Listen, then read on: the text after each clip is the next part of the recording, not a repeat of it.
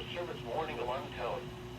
During potentially dangerous weather situations, specially equipped receivers are automatically activated to warn of the impending hazard. Tests of these receivers by this system are normally conducted by the National Weather Service every Wednesday between 11 a.m. and noon. When there is the threat of or existing severe weather in the area on Wednesday, is postponed until the next available good weather day. The warning alarm, transmitted over National Weather Service radio stations in north central and northeast Illinois, will be activated for watches and or warnings affecting all counties in north central and northeast Illinois, as well as counties in far northwest Indiana.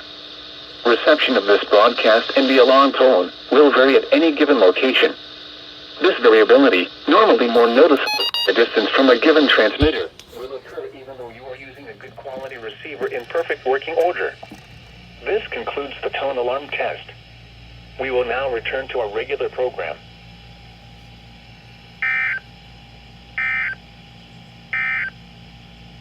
Here is the forecast.